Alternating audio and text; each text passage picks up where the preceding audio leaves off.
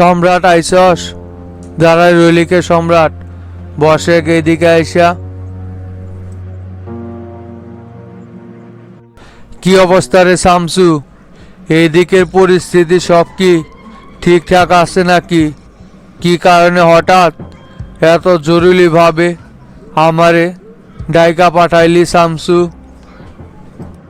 না রে দোস্ত, এদিকের পরিস্থিতি মোটেও ঠিক নাই। সব কিছু একদম এলোমেলো লাগিয়া গেছে। প্রেসিডিয়াম সকল সদস্য আমার নামে প্রেসিডেন্টের কাছে নানান রকমের অভিযোগ দিয়া যাইতেছে, আর প্রেসিডেন্টও তাদের অভিযোগ আমলে নিয়ে আমাকে বিভিন্ন রকমের জেরা করতেছে। আমি নাকি সব সময় নিজের মন গড়া সিদ্ধান্ত নিয়ে থাকি। আসলেই আমি দলের দায়িত্ব নেওয়ার পর থেকে দলের ভিতরে অন্যান্য সদস্যরা দুর্নীতি করতে পারতেছে না, তো এটাই হচ্ছে ওদের সবচাইতে বড় সমস্যা। তাই সকলেই একজোট হইয়া আমার বিরুদ্ধে নামছে, যাতে করে জনতা পার্টি থেকে আমাকে সরানো যায়। তা তো করবেই। মোল্লা গ্রুপ জেলে যাওয়ার পর থেকে তো জনতা পার্টির নেতাকর্মীরা কোনো রকমের কোনো দুর্নীতির সাথে জড়াতে পারতেছে না, যার কারণে তোর বিরুদ্ধে এই রকম ষড়যন্ত্র করতেছে। তা প্রেসিডেন্ট তো ওদের কথা শোনার কথা না। প্রেসিডেন্ট তো খুব ভালো করে জানে যে তুই শামসু কোন ধরনের নেতা আর জনগণের পক্ষে তুই কতটা কাজ করিস। তবুও প্রেসিডেন্ট ওদের কথা আমলে নিতেছে কেন? আরে আর বলিস না, এই প্রেসিডেন্ট হচ্ছে ক্ষমতা লোভী লোক, যেটা আগে আমি বুঝতে পারি নাই। উনি ওনার চেয়ার বাঁচানোর জন্য যে কোনো সময় যে কোনো সিদ্ধান্ত নিতে পারে। এই কাদের মোল্লা গ্রুপকে বিভিন্ন রকমের দোষ চাপিয়ে ওদেরকে জেলে বন্দি করা হলো। এখন আবার প্ল্যান করতেছে ওদেরকে জামিনে মুক্তি করে নিয়ে আসবে। তাইলে বল, জনগণের কাছে জনতা পার্টি একজন ধোঁকাবাজ দল হিসাবে পরিচিতি লাভ করবে না? আর এই সম্পূর্ণ দোষ আইসা পড়বে আমার গাড়ে। আমি তো ওদেরকে জেলে বন্দি করেছিলাম, এখন আবার ওদেরকেই প্রেসিডেন্ট জামিনে মুক্তি করে আনার ব্যবস্থা করতেছে তলে তলে। এইগুলো শুনে কি আর মাথা ঠিক থাকে? না না শামসু, কোনোভাবে এটা হতে দেওয়া যাইব না।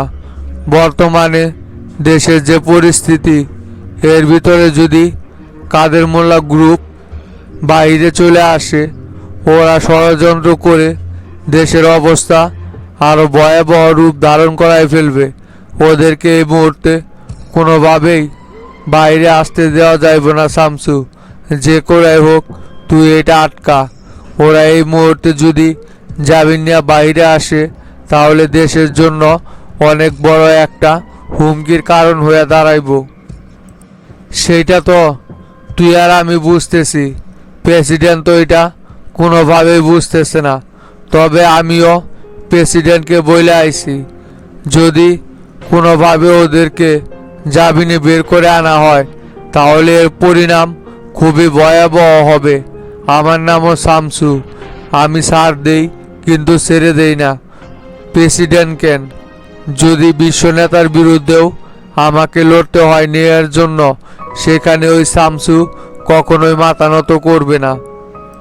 শোন শামসু, আমার কাছে গোয়েন্দা মারফত একটা তথ্য আইছে।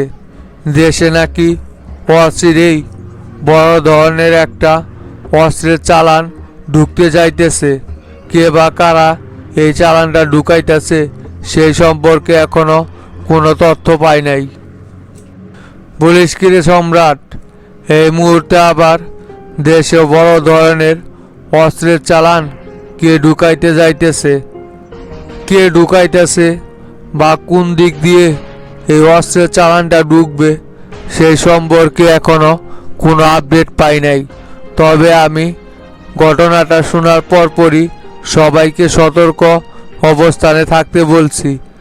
শোন সম্রাট, অতি শীঘ্রই দেশে বড় ধরনের একটা প্রত্যাবর্তন ঘটতে চলতেছে।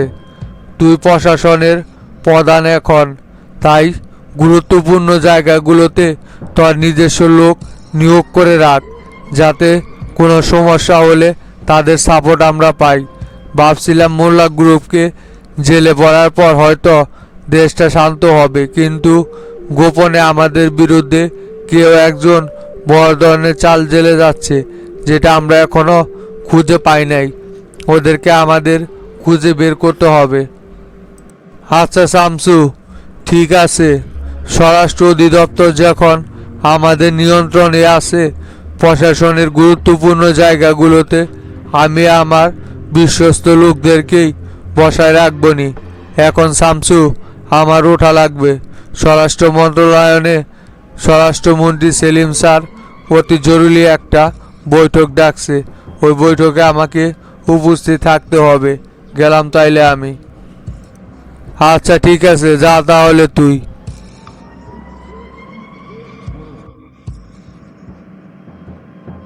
আসসালামু আলাইকুম চাচা। ওয়ালাইকুম সালাম। তোতা বসেক। কি ব্যাপার চাচা? টেরা ফোন করে বলল আপনি নাকি আমার সাথে চেম্বারে দেখা করতে বলছেন। তা কি কারণে হঠাৎ দেখা করতে বললেন? ইমার্জেন্সি কোনো কাজ আছে নাকি চাচা? হ তোতা, কাজ আছে বইলেই তো ডাইকা পাঠাইছি তরে। কে রে তোতা? তোরা বলে থানায় গেছিলি আরিফের সাথে দেখা করার জন্য। তা আরিফের সাথে তোদের কি কাজ? কি কারণে তুই আর শফিক ভাই ওসির আড়ালে যায়া আরিফের সাথে সেলের ভিতরে দেখা করছস? জানোস না আরিফ একজন রিমান্ডের আসামি? ওর সাথে তোদের কিসের এরকম কথা থাকতে পারে? কামনা সারছে রে। চাচারও দেখি সব যাই না গেছে। এখন কি বলি চাচারে? না চাচা, ঘটনা হয়েছে কি, থানার ওই পাশ দিয়াই আসতেছিলাম তো, পরে শফিক চাচা বলে আরিফরে নাকি ধরে নিয়ে আইছে। চলো ওসির সাথে একটু দেখা করে আসি। কি অবস্থা? আরিফ কি কারো নামে কোনো কিছু স্বীকার করলো নাকি?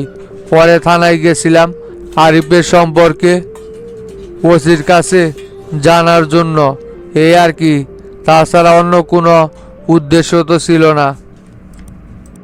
তা ঠিক আছে, ওসির সাথে দেখা করতে গেছস, ভালো কথা। তাহলে ওসির সাথে কথা বইলা চলে আসবি। ভিতরে গিয়ে আবার আরিফরে কি কান পড়া দিয়ে আইসস? শোন তোতা, যদি তোরা কোনোভাবে এই অপরাধের সাথে জড়িত থাকিস তাহলে সেটা আগে থেকেই বল। পরে কিন্তু এটা নিয়ে অনেক বড় একটা ঝামেলা হয়ে যাইতে পারে। এই বইলা রাখলাম আগে থেকে আমি। না না চাচা, কি যে বলেন না আপনি। আমি এই সমস্ত কোনো অপকর্মের সাথে বিন্দু পরিমাণ জড়িত নাই। আপনি আমার সম্পর্কে খোঁজ খবর নিয়ে দেখতে পারেন। আর ভিতরে তো আমি ওসির সাথে বৈশা কথা বলছিলাম। শফিক চাচাই ভিতরে গিয়া আরিফের সাথে কি যেন আলোচনা করছে, সেই সম্পর্কে আমি কোনো কিছু জানি না। সেটা খুঁজে বের করবনি কে কে এর সাথে জড়িত আছে। এক বান্দারেও বিন্দু পরিমাণ ছাড় দিব না। আগের থেকেই বইলা আইতাছি, যদি তুই আবার শফিক ভাই কেউ কোনোভাবে জড়িত থাকিস তাহলে মনে কর তোদের জন্য কিন্তু ভয়ঙ্কর কিছু অপেক্ষা করতেছে। আমার সেক্রেটারি বইলা তোরে কিন্তু আমি ছাড় দিব না, কথাটা মনে রাখিস। এখন যা তাইলে, বিকালে পার্টি অফিসে চলে আসিস।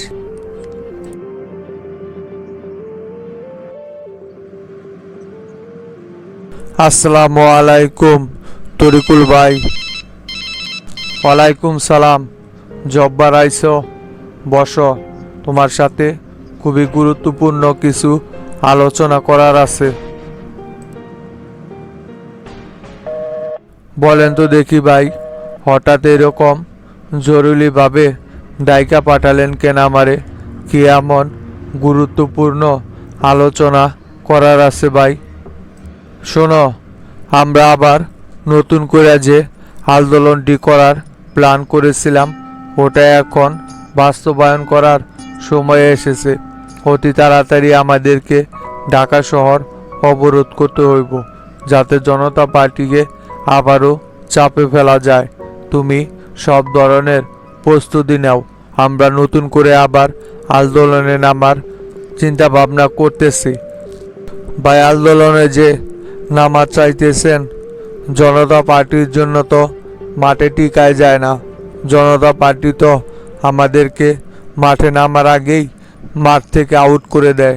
নেতাকর্মীদেরকে বিভিন্ন রকমের হামলা জামলা মামলা দিয়া সকলকেই জেলে বন্দি করে রেখেছে। এই মুহূর্তে আমরা কি শক্ত কোনো পদক্ষেপ নিতে পারবো ভাই? আন্দোলনে নাইমা উল্টা আরও মামলার শিকার হব না তো? শোনো জব্বার, এবার জনতা পার্টিতে গ্রুপিং চলতেছে। এটাই আমাদের জন্য পারফেক্ট সময় হবে ওদেরকে বিপদে ফেলার।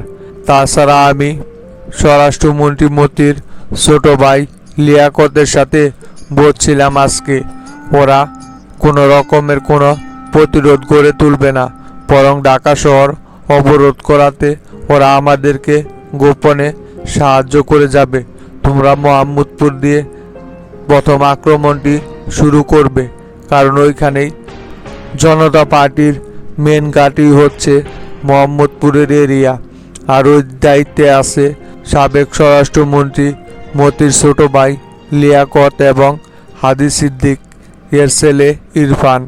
আর ওদের সাথেই আমি ডিল করেছি, ওরা ওইখানে আমাদেরকে কোনো রকমের কোনো প্রতিরোধমূলক আচরণ করবে না। আমরা যদি একবার মোহাম্মদপুরের এরিয়াটা দখল করতে পারি, তাহলে আমরা পুরো ঢাকা শহরের নিয়ন্ত্রণ নিতে পারবো অচিরেই। হ ভাই, আমরা যদি মোহাম্মদপুর আমাদের দখলে নিতে পারি, তাহলে অচিরে আমরা পুরো ঢাকা শহর আমাদের নিয়ন্ত্রণ নিতে পারবো। প্রতিবার তো মোহাম্মদপুরে আমরা প্রতিরোধের শিকার হই। এবার যদি লিয়াকত বা হাজি সিদ্দিকের ছেলে আমাদেরকে বাধা না দেয়, তাহলে মোহাম্মদপুর আমরা অতি তাড়াতাড়ি আমাদের দখলে নিতে পারবো। আর এই সাইড যদি দখলে নিতে পারি, তাহলে আমরা পুরো ঢাকা শহরের নিয়ন্ত্রণও নিতে পারবো। না না, সেই ডিল তো আমরা করে ফেলেছি। কোনোভাবেই মোহাম্মদপুরে আমরা আর কোনো রকমের প্রতিরোধের শিকার হব না। ওইটা আমরা ইজিলি দখল করতে পারবো। শুধু মোল্লা গ্রুপকে আমাদের জামিনে যে কোনো উপায়ে বের করতে হবে, তাহলেই সব সমস্যা সমাধান হয়ে যাবে। আর আমরা যদি ঢাকা শহর অবরোধ করে ফেলতে পারি, তখন সারা বাংলাদেশ আস্তে আস্তে অবরোধ করতে বেশিক্ষণ সময় লাগবে না। জনতা পার্টিকে এবার চারদিক দিয়ে চেপে ধরতে হবে। জনতা পার্টিতে এখন ভাঙনের সুর চলতেছে। কোপা শামসু গ্রুপিং রাজনীতি করতেছে সবাই চায় যে কোপা শামসুকে যেন জনতা পার্টি থেকে সরানো হয়। এটাই আমাদের মোক্ষম সুযোগ। ভাই, এবার শামসুই তো সবচাইতে বড় ঝামেলা। ওর জন্যই তো প্রতিবার আমরা আন্দোলনে সফল হইতে পারি না। শামসুরে যদি জনতা পার্টি থেকে সরাইতে পারতাম, তাহলে এতদিন জনতা পার্টিকে পথে নামানো আমাদের পক্ষে কঠিন কোনো কাজ হতো না। যদি শামসুরে একবার জনতা পার্টি থেকে কোনোভাবে সরানো যায়, তাহলে সরকারকেও আমরা সরাতে পারবো। তোমারে কি বললাম আমি?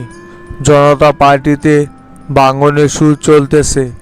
যদি আমরা এবারের আন্দোলনে সরকার পতন নাও করতে পারি, তবুও আমাদের জন্য এই আন্দোলনটা লাভজনক হবে। কারণ এবার আন্দোলনটা লাগলে সম্পূর্ণ দোষ কোপা শামসুর উপর যায়া পড়বে। জনতা পার্টির প্রেসিডিয়াম সদস্যরা কোপা শামসুকে দেখতে পারে না। তখন প্রেসিডেন্ট বাধ্য হয়ে কোপা শামসুকে জনতা পার্টি থেকে বহিষ্কার করবে। আর পরবর্তীতে আমরা আন্দোলন করে তখন জনতা পার্টিকে ক্ষমতাচ্যুত করতে পারবো, কারণ তখন আর কোপা শামসুর প্রতিরোধ মুখোমুখি আমাদের হতে হবে না। তাই এবার আমরা আন্দোলনে আশা করি 100% লাভবান হবই। তুমি ছেলে পেলে খবর দাও। আচ্ছা ভাই, ঠিক আছে, তাহলে আমি ছেলে পেলেদেরকে খবর দিচ্ছি। ওদেরকে একত্রিত করে আমরা 2-1 ভিতরেই আন্দোলনে নেমে পড়ব। আর শোনো, অ্যাডভোকেট মুজাম্মেল হককে আমার সাথে একটু দেখা করতে বইল তো। ওনার সাথে আমার জরুরি আলোচনা করা আছে। দেখি এবার শুনানিতে কোনোভাবে মোল্লা গ্রুপকে জামিনে মুক্তি করাইতে পারি কিনা। ওদেরকে যদি জামিনে একবার মুক্তি করাইতে পারতাম তাহলে সবচাইতে বেশি ভালো হইতো। তাই মুজাম্মেলকে আমার সাথে একটু সাক্ষাৎ করতে বইল। দেখি ওনার সাথে কথা বইলা কোনোভাবে জামিন করানো যায় কিনা। আচ্ছা ভাই, ঠিক আছে, আমি অ্যাডভোকেট মুজাম্মেল হককে আপনার সাথে দেখা করতে বলবো নি ভাই। আপনি সরাসরি ওনার সাথে আলোচনা করে নিয়েন। কি ব্যাপার হাজি, কোথায় গিয়েছিলা তুমি? কতক্ষণ যাবৎ তোমাকে খুঁজতেছি, কোনো জায়গায় তোমার কোনো খোঁজ খবর নাই, মতিও নাই। তোমরা দুইজনে মিলা কোথায় গিয়েছিলা হঠাৎ? না না ভাই, আমরা তো বারান্দার ওইদিকে ছিলাম। মতি আর আমি ওইখানেই আলোচনা করলাম। তা কি ব্যাপার, এত ইমার্জেন্সি আমাদের তলব করতেছেন কেন আপনি? জরুরি কি কোনো খবর আছে নাকি বাইরে থেকে ভাই? হাজি, কিছুক্ষণ আগে অ্যাডভোকেট মুজাম্মেলের সাথে সাক্ষাৎ করলাম। আমাদের জন্য ওকালতনামা নিয়ে আইছে, উনি কাউন্টারে রাখা আছে। রবীন্দ্রে পাঠাইছি ওকালতনামা নিয়ে আসার জন্য। ওইখানে মতি আর তোমার সাইন করে দিতে হইব। আগামী রবিবার আমাদের শুনানির ডেট পড়ছে আবার। দুরু ভাই, এই সমস্ত ওকালতনামায় সাইন করে আর কি হইব? ডেটের পর ডেট চলে যাইতেছে, কিন্তু জামিনের নামে ঠনঠনা। কোনো ডেটেই মুজাম্মেল তো আমাদেরকে জামিন করাইতে পারতেছে না। ও এত বড় মাপের একজন উকিল হইয়াও আমাদেরকে এইভাবে জেলে ফালায় রাখতেছে, জামিন করাইতে পারতেছে না। ওরে বার কাউন্সিলের সভাপতি বানাই দেখি ভুল হয়েছে। লোকটা কোনো কাজেরই না, শুধু আলগা চাপা পিটাইতে পারে, কাজের বেলায় কোনো কিছুই করতে পারে না এই মুজাম্মেল। হাজি, মুজাম্মেল রে এই জায়গায় দুইসা কোনো লাভ নাই। সরকারই তো আমাদের জামিন চায় না, যার কারণেই কোনোভাবেই জামিন হইতেছে না। তবে হাজি, এবার আমাদের জামিন হইব, এটা তুমি 100% নিশ্চিত থাকো। কারণ এবার প্রেসিডেন্টও নাকি আমাদের জামিন চাইতেছে। আর দলের ভিতরেও গ্রুপিং শুরু হয়ে গেছে। বিভিন্ন নেতাকর্মী কোপা শামসুর একক ছত্র আধিপত্যের কারণে কোপা শামসুর বিরোধিতা করতেছে। তারা সকলেই চায় আমাদের যেন এবার জামিনটা হয়ে যায়। কোপা শামসু তো আমাদেরকে জনতা পার্টি থেকে মাইনাস করছেই একক ছত্র আধিপত্য বিস্তার করার জন্যই। এখন নেতাকর্মীরা গ্রুপিং করে কেন? যখন আমাদেরকে জেলে নিয়ে আসা হলো তখন তো আর কেউ কোনো রকমের কথা বলে নাই। এখন সবার স্বার্থে টান লাগছে আর আমাদের পক্ষে কথা বলতেছে, তাই না? সব শালাই হচ্ছে বেঈমান। এই জনতা পার্টির জনকে টিকিয়ে রাখার জন্য এত কিছু করলাম, আর শেষ পর্যন্ত আমাদের জায়গা হলো এই জেলখানা। আফসোস করে কি করবা হাজি, কপালে যা লেখা ছিল তাই হয়েছে। ওইগুলো নিয়া কথা বইলে আর কোনো লাভ নাই। তবে এবার যে আমাদের জামিনের সম্ভাবনা আছে সেটাতে শিওর থাকো। আর মতির জন্য তো অনেক বড় একটা সুখবর আছে। মতির জন্য আবার কি সুখবর আসলো এই জেলখানার ভিতরে? মতির বিরুদ্ধে সাক্ষী দেওয়ার জন্য যে ডিআইজি মঞ্জুরুল আর ওসি খালেককে কোবা শামসু গ্রেপ্তার করেছিল, ওদেরকে তো আইজি জেলের ভিতরেই পয়জন খাইয়ে হত্যা করেছে। এখন আর মতির বিরুদ্ধে সাক্ষী দেওয়ার মতো কেউ জীবিত নাই। তবে আইজি গ্রেপ্তার হয়েছে কোপা শামসুর কাছে।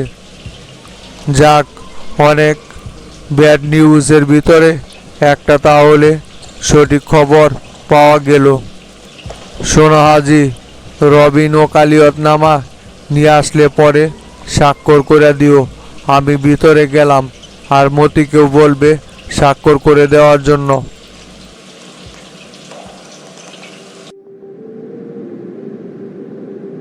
আসসালামু আলাইকুম শাকিল ভাই। ওয়ালাইকুম সালাম ইরফান, কেমন আছো তোমরা? হঠাৎ কি মনে করে আবার আমার আস্তানায় দেখা করতে আসলা? তা দাঁড়ায় রইলা কি ইরফান, বসো।